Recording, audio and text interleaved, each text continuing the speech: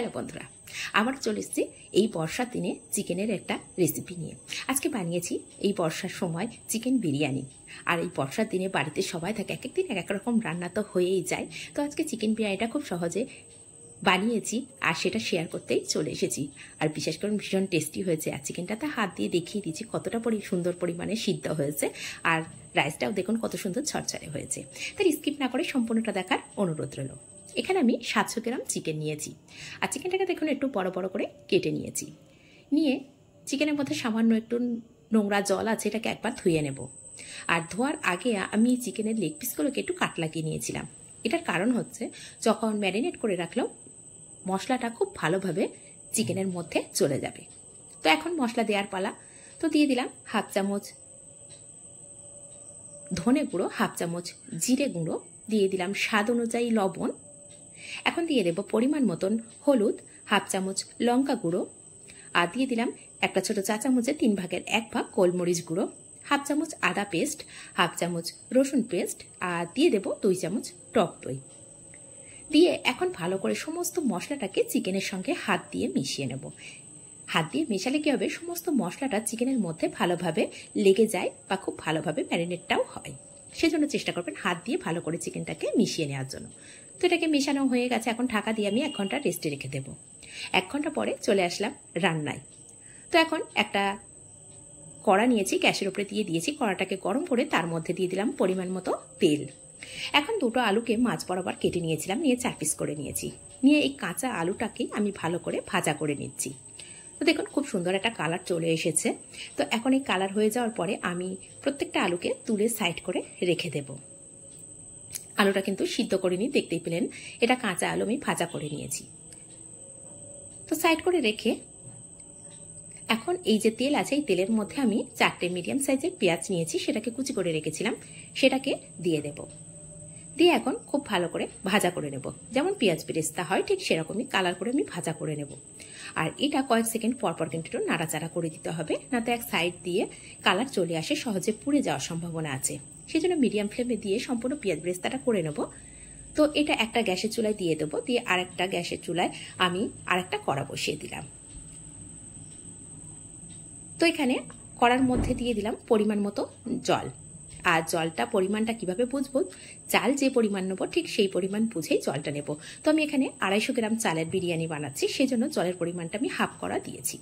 এখন জলের মধ্যে দিয়ে দিলাম একটা তেজপাতা কুচি করে দিয়েছি, আর দিয়ে দিলাম স্বাদ অনুযায়ী লবণ, দিয়ে দেব কয়েকটা লবঙ্গ, আর দিয়ে দেবো 2টো এলাচকে একটু ফাটিয়ে নিয়েছি, আর দালচিনি।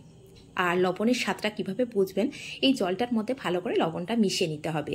তারপরে একটা চামচ দিয়ে মিশিয়ে একটু টেস্ট করে দেখবেন যে লবণটা ঠিকঠাক আছে কিনা, তাহলে চালের মধ্যে একদম লবণটা ঠিকঠাক যাবে। আর এটাকে দেখুন খুব ভালোভাবে ফুটে গেছে। আর জল ভালোভাবে ফুটে যাওয়ার পরেও কিন্তু আমি 2 থেকে 3 মিনিট ফুটিয়ে নিয়েছি। এর কারণ হচ্ছে যে মশলাটা দিয়েছিলাম না, সেটার ফ্লেভারটা সম্পূর্ণ জলের মধ্যে চলে আসবে। আর যখন চালটা ফুটতে শুরু করবে সেই চালের মধ্যে ফ্লেভারটা চলে আসবে। তো চালটা দেওয়ার পরে আমি সাইড করে ঢাকা দিয়ে রেখেছি ফোটার জন্য। এদিকে দেখুন আর একটা কড়াই যে পেঁয়াজ বেরেস্তা হচ্ছিল সেটা কিন্তু একদম রেডি হয়ে গেছে। পেঁয়াজটাকে তুলে নিলাম। তো বেরেস্তাটাকে সাইড করে রেখে এদিকে যে ম্যারিনেট করা ছিল না মাংসটা, সেটাকে নিয়ে নিলাম। আর এই ম্যারিনেট করা মাংসটা দেওয়ার পরে গ্যাসের ফ্লেমটা একদম হাই রাখতে হবে। হাই রাখলে কি হবে, চিকেন থেকে একদমই জল ছাড়বে না। আর চিকেন থেকে যদি জল না ছাড়ে চিকেনের মধ্যে হালকা একটা লাল লাল কালার আসবে। এতে করে চিকেন ভাজাটাও খুব সুন্দর হবে, খেতেও ভীষণ টেস্ট হবে। দেখুন হালকা হালকা করে সুন্দর একটা ব্রাউন কালার চলে আসছে। শুধু ফ্লেমটা হাই রেখেই ভাজাটা করতে হবে। যদি মিডিয়াম বা লো রাখা হয় সেক্ষেত্রে চিকেন থেকে জল ছাড়তে শুরু করবে, একদম এই কালারটা আসবে না। দেখুন কত সুন্দর একটা কালার চলে এসেছে। আর চিকেনটা কিন্তু একদম তেলের উপরে হয়ে গেছে। ঠিক এই পর্যায়ে আমি এখানে যে 4 পিস আলুকে আগে থেকে ভাজা করে রেখেছিলাম না, সেটাকে দিয়ে দেবো। তো একটু সাইড করে করে মাংসের মধ্যেই আমি দিয়ে দিচ্ছি সাইড করে। আর এখানে হাফ কাপ জল নিয়েছি। জল নিয়ে এখানে যে ম্যারিনেট করে রেখেছিলাম যে বোলের মধ্যে, সেই বোলটাকে ভালো করে ধুয়ে নিয়ে দিয়ে দিলাম। দিয়ে এখন ফ্লেমটাকে লো করে ঢাকা দিয়ে রাখবো 20 মিনিটের জন্য। এদিকে ভাতটাকে দেখে নেব হয়েছে কিনা। তো ভাতটাকে আমি একটু চেক করে নিচ্ছি, দেখুন এখনও হয়নি, ভাতটা অনেকটাই শক্ত আছে। তো এটাকে আরও 2 থেকে 3 মিনিট আমি সিদ্ধ করে নেব। তো মাঝখান দিয়ে ভেঙে যাচ্ছে, তার মানে এটা এখনও রেডি হয়নি। তো আবার 3 মিনিট পরে আমি দেখাচ্ছি। দেখুন চালটাকে আমি নিয়ে নিয়েছি।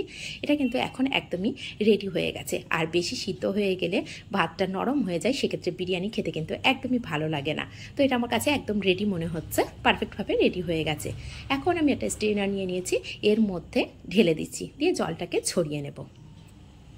আর এই গরম জলের উপরে কিন্তু রাখবো না, জলটাকে ফেলে দেব, দিয়ে এইভাবে আবারও যে সামান্য জল থাকে সেটাকে ছড়িয়ে নেব ভালো করে। তো এটাকে সাইড করে রেখে এখন একটা লিকুইড বানিয়ে নেব।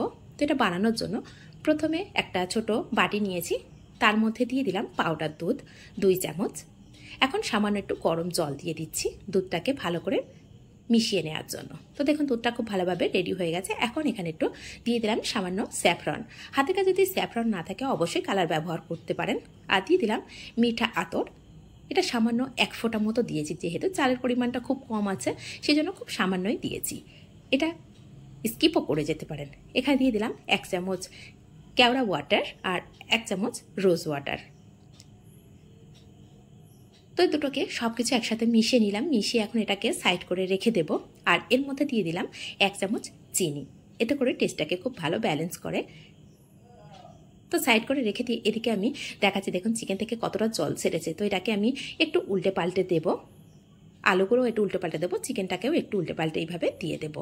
এতে করে একটা সাইড তো ভালোভাবে সিদ্ধ হয়ে গেছে বা মশলাটাও গিয়েছে, ঠিক অপর সাইডটাকেও এইভাবে রেডি করে নেব। এইভাবে আলুটাকে আলাদা সিদ্ধ না করে যদি একসঙ্গে সিদ্ধ করেন সময়টাও কম লাগবে। তো দেখুন আমি কিছুক্ষণ পরে দেখাচ্ছি আলুটা কত সুন্দরভাবে সিদ্ধ হয়ে গেছে, সেটা একটা টুথপিক দিয়ে তো দেখিয়ে দিলাম। দিয়ে আবারও ঢাকা দিয়ে 2 মিনিট মতো আমি রেখে দিয়েছিলাম মিডিয়াম টু লো ফ্লেমে। এখন দেখুন একদম তেলের উপরে হয়ে গেছে, চিকেনটার মধ্যে কিন্তু একদমই জল নেই। আর কালারটা দেখুন চিকেনের কত সুন্দর চলে এসেছে, একটা ভাজা ভাজা কালার, যেন ছাকা তেলে যেমন চিকেন ভাজা করলে যে কালার আসে ঠিক সেই কালার দেখুন চলে এসেছে। তো এখন তেলের উপরে হয়ে গেছে। এখন যে ভাতটাকে আমি রেডি করে রেখেছি সেটা দিয়ে দেবো। তো তার আগে এখানে আমি 1/2 চামচ বিরিয়ানির মশলা দিয়েছিলাম। আর বিরিয়ানির মশলাটা আমি বাড়িতে রেডি করেছি, হোমমেড। এটা অবশ্যই আমি ডিসক্রিপশানে লিঙ্ক দিয়ে দেবো, অবশ্যই চাইলে দেখে নিতে পারেন। তো এখন সম্পূর্ণ রাইসটাকে দিয়ে দিয়েছি, দিয়ে ভালো করে একটু সব সাইডটা সমান করে দিলাম, দিয়ে আবারও 1/2 চামচ বিরিয়ানির মশলাটাকে দিয়ে দিলাম। তো টোটালি এখানে আমি 1 চামচ ব্যবহার করেছি বিরিয়ানির মশলা। আর এখন দিয়ে দিলাম যে মিশ্রণটা রেডি করে রেখেছিলাম না, সেটাকে সম্পূর্ণ দিয়ে দিলাম। আর এখন দিয়ে দেবো যে আগে থেকে পেঁয়াজ ব্রেস্তা রেডি করে রেখেছিলাম সেটাকে। তো এখন কিন্তু ফ্লেমটা আমি অফ করে দিয়ে সব কিছু রেডি করে নিয়েছি। এর উপর দিয়ে দেবো সামান্য ঘি। ঘির পরিমাণটা অবশ্যই নিজেদের পছন্দ অনুযায়ী কম বেশি করে নিতে পারেন। এখনকার মানুষ অনেকে ঘি খেতে পছন্দ করেন না, যেহেতু তৈলাক্ত জিনিস খেতে পছন্দ করেন না। তো আমার মনে হয় বিরিয়ানি যখন খাবো একটু তেল তেলা ভাব হলে কিন্তু বেশি ভালো লাগে। তো যে যেমন পছন্দ করেন সেই পরিমাণে তেল আর ঘিটা অবশ্যই দিয়ে নিতে পারেন। এখন ঢাকা দিয়ে আমি 15 মিনিট মতো একদম লো ফ্লেমে রেখে দেব। এখানে যে একটা ছিদ্র আছে সেখানে একটা কাগজ দিয়ে আটকে দিলাম, যাতে এর বাতাসটা বাইরে না আসে। তো এটা 10 থেকে 15 মিনিট মতো আমি একদম লো ফ্লেমে রেখে দিয়েছিলাম। দেওয়ার পরে এখন গরম গরম সার্ভ করে দেখাচ্ছি। বিশ্বাস করুন দেখতে শুধু সুন্দর হয়নি, ভীষণ টেস্টি হয়েছে। একবার হলেও এইভাবে বাড়িতে বানিয়ে দেখতে পারেন। আর আলুটা কত সিদ্ধ হয়েছে বা চিকেন কতটা সিদ্ধ হয়েছে সেটা তো অবশ্যই প্রথমেই তো দেখিয়ে দিলাম চিকেনটাকে হাত দিয়ে ভেঙে দিয়ে। যদি এটা ফেসবুক থেকে দেখে থাকেন অবশ্যই পেজটিকে ফলো করে রাখবেন এইরকম কোনো রেসিপি পাওয়ার জন্য। আর যদি এটা ইউটিউব থেকে দেখে থাকেন তাহলে চ্যানেলটিকে সাবস্ক্রাইব করে পাশে থাকা বেল আইকনটি প্রেস করে রাখবেন। যখনই কোনো নিত্য নতুন রেসিপি আপলোড করব সবার আগে পৌঁছে যাবে আপনাদের কাছে। আর রেসিপিগুলো কেমন লাগছে অবশ্যই কমেন্ট করতে কিন্তু একদমই ভুলবেন না। আর যদি ভালো লাগে অবশ্যই এই সহজ রেসিপি সহজভাবে বানানোর জন্য নিজেদের মানুষের কাছে শেয়ার করে রাখবেন। আর দেখুন কালারটা কত সুন্দর, হালকা হালকা কালার এসেছে, খুব বেশি কালার আসেনি। যেহেতু এটা স্যাফরন দেওয়া, স্যাফরনের কালারটা কিন্তু খুব একটা বেশি আসে না, সেই জন্যই আপনারা চাইলে এখানে অবশ্যই কালার ব্যবহার করতে পারেন। তো মাংসটা দেখুন আমি কেটে দেখিয়ে দিলাম যে কত সুন্দরভাবে সিদ্ধ হয়ে গেছে। তো এই সহজভাবে রেসিপিটা একবার হলেও ট্রাই করে দেখতে পারেন। আর কেমন হয়েছে কমেন্ট করতে ভুলবেন না। তাহলে এই পর্যন্ত, ধন্যবাদ।